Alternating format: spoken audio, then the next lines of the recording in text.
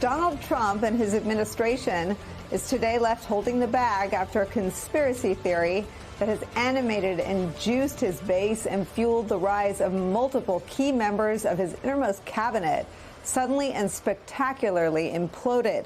On Monday, a Justice Department memo, unsigned, undated, and unaddressed to anyone so as to ostensibly minimize any attention to it, concluded that disgraced financier and convicted sex offender Jeffrey Epstein died by suicide, and that there was no client list filled with incriminating information about Epstein's associates. In other words, there is no Epstein list. Da-da-da. That bit of news flies in the face of everything Donald Trump's allies have been clamoring for years now. All over right-wing media, there has been rampant speculation about whether Jeffrey Epstein kept a so-called client list of wealthy and powerful associates of his. And there were conspiracy theories about exactly how Epstein died while he was being held in custody. Many of Donald Trump's own senior-most team members are the ones who promised the public that damning information that was previously hidden from them was about to be released. Watch.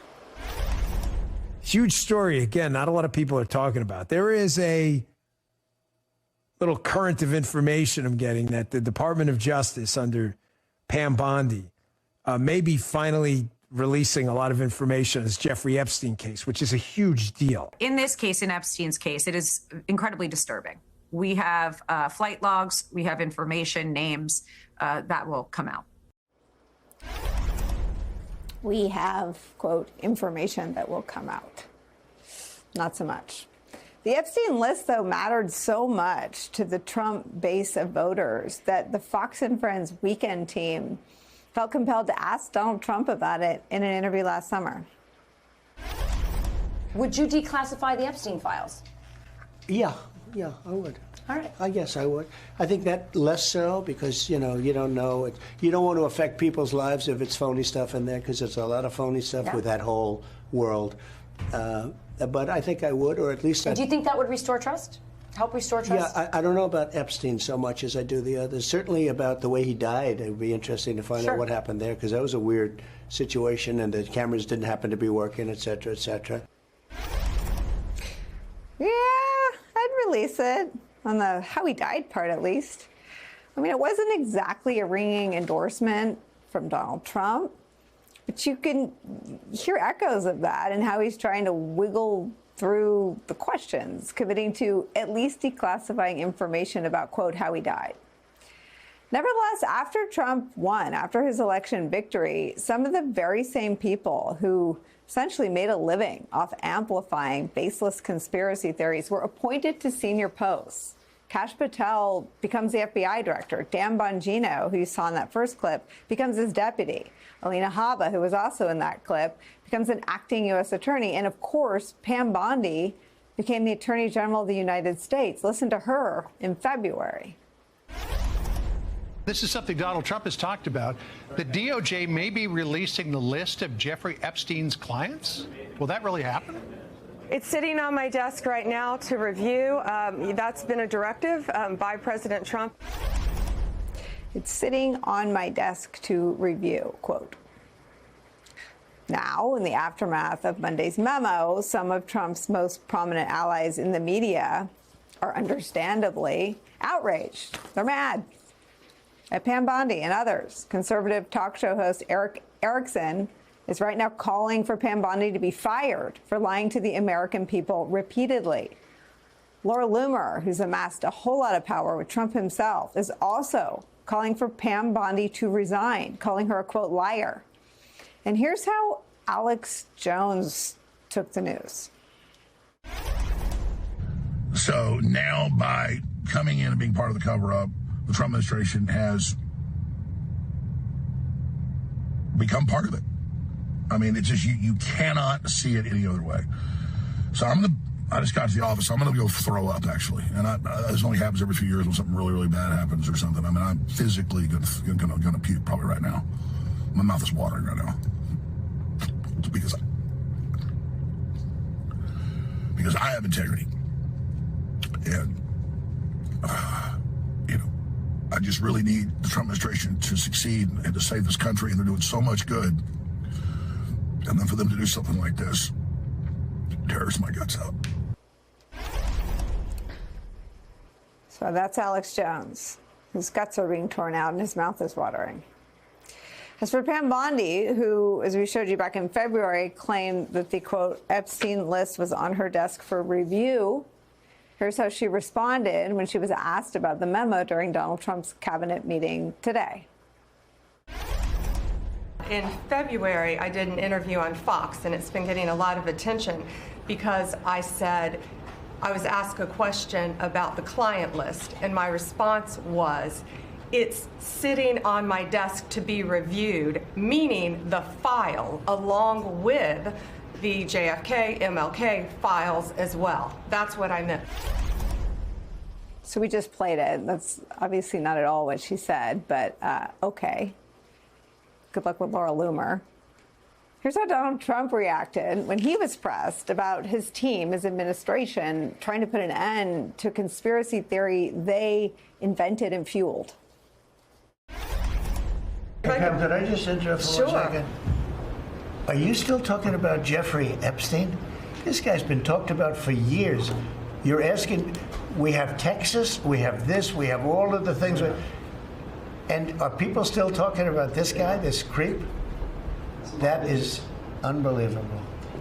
Do you want to waste the time, and do you feel like answering? You still talking about Jeffrey Epstein? Says the guy still talking about his 2020 election loss? Really? Even the conservative-leaning Wall Street Journal editorial board is having some fun with this. They write this, quote, there's a lesson here for partisans who think they can ride conspiracies to power. They can easily boomerang on you once you're in a position to see the real evidence and then have to convince a public that doesn't trust anyone in power. Welcome to the rotten establishment, Mr. Patel and Mr. Bongino. That great big welcome is where we start today with some of our favorite reporters and friends. Puck News chief political columnist, MSNBC national affairs analyst John Heilman is here. Also joining us, former RNC chairman, co-host of MSNBC's The Weeknight, Michael Steele is here. And New York Times Justice Department reporter Glenn Thrush is here as well. Glenn, you're here because you've done a lot of the reporting that I turned to educate myself on how this became such a thing on the right. But just take me through your body of reporting through to Monday and today, this cabinet meeting where Donald Trump's like, are you asking about a conspiracy theory? Proving that irony is dead. Well, firstly, I will never forgive you for making me watch that Alex Jones clip, Nicole. Maybe I'll play it again for you at the end. There goes dinner. Anyway, no, look, Kash Patel and Dan Bongino, in their previous incarnation as extremely well-paid podcast hosts, promoted it. I wouldn't say they necessarily were out in front on the Epstein conspiracy stuff, because really it's a sine qua non of the Trump movement. I think it's kind of the price of admission. You either are for that or you incur the wrath of Trump's MAGA supporters. But they both promoted these conspiracies. Bondi a little bit less so, but she's been on board for this. The interesting moment came early February, when Bondi really stepped forward to kind of grab this as an issue, in part, I think, because she wanted to prove her bona fides to the Trump people, that she was willing to take on a big, ugly task, and she immediately face planted.